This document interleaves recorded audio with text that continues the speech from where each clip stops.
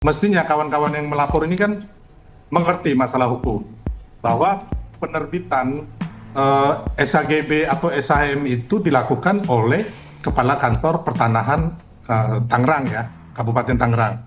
Jadi nggak mungkin juga Pak Jokowi itu bisa mengetahui 5 juta bidang tanah yang ada di Indonesia ini satu persatu itu diperhatikan. Masa kita lebih percaya kepada seorang spekulan tanah seperti Said Didu yang membeli tanah 2.000 rupiah per meter, mau dijual 50.000 nggak mau, bahkan minta ratusan ribu. Mengapa gitu. Anda bisa menyebut Said Didu spekulan tanah, Pak Sylvester?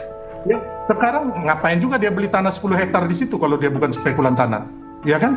Logikanya kan begitu. Harus ingat bahwa saya berpendapat bahwa terjadi rekayasa besar di Pantai Indah Kapuk. 2016 Ahok menyatakan tidak mungkin Jokowi jadi presiden kalau bukan pengembang. 2016 Ketua Abdesi yang menyatakan, dan Abdesi ini adalah kepala desa yang di PIK 2, menyatakan mendukung Jokowi 3 periode.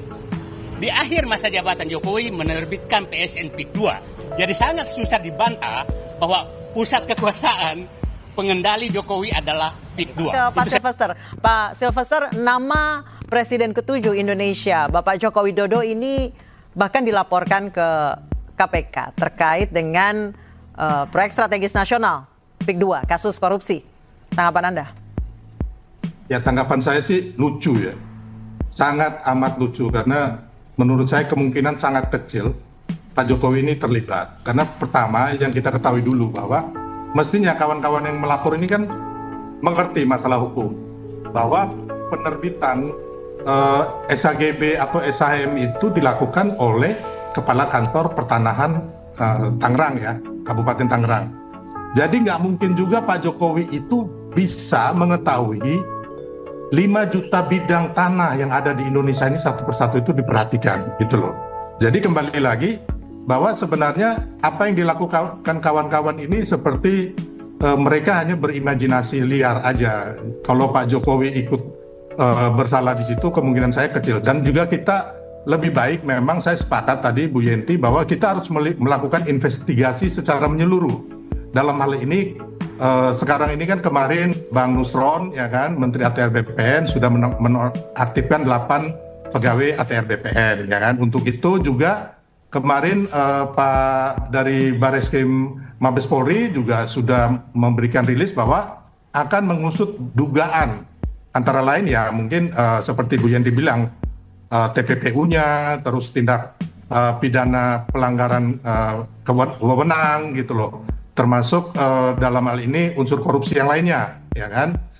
Jadi memang harus ada dulu penyelidikan yang menyeluruh, investigasi, baru kita bisa menuduh seseorang gitu loh. Kalau hanya menduga saja tanpa, apalagi kawan-kawan datang ke KPK kemarin, walaupun Bang Abraham sama. Tapi kan ini karena proyek strategis nasional, tentunya ya, lini teratas itu sangat berperan yang penting.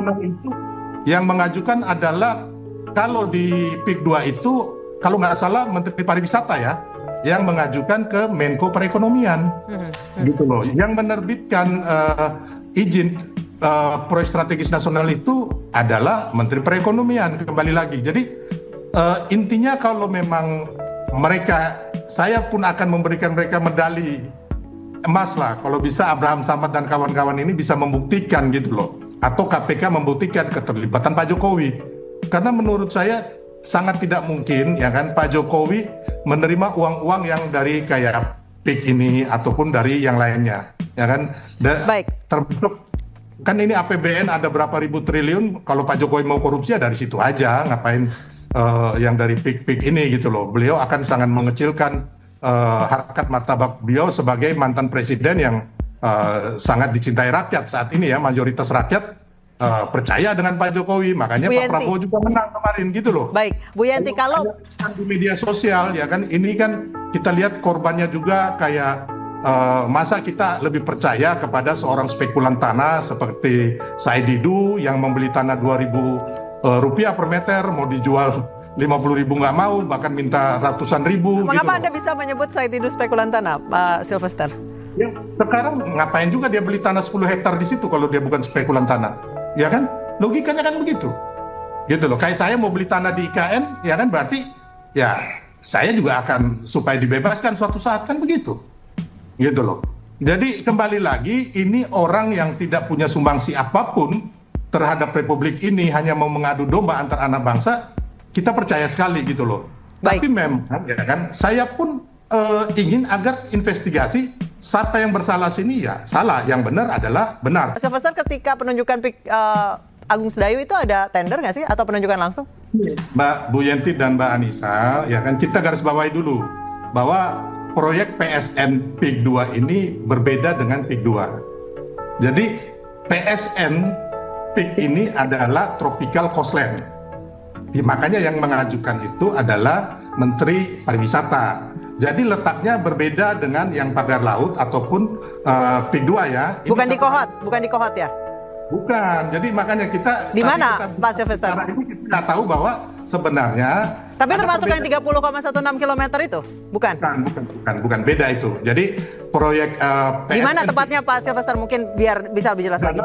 Revitalisasi hutan bakau untuk jadi tempat pariwisata. Itu di mana Pak Sylvester? Biar masyarakat lebih jelas lagi tepatnya. Jadi intinya dia berbeda tempat daripada di jadi mangrove yang rusak itu akan direvitalisasi jadi bagus, baru di atasnya di luas lahan yang 1.700,5 hektar itu akan dibangun penunjang pariwisata. Makanya yang mengajukan PIK 2 Coastal Tropical itu adalah Menteri Pariwisata Pak Sandiaga Uno waktu itu. Jadi berbeda dengan PIK yang jadi masalah sekarang yang di Pantai Kohot itu.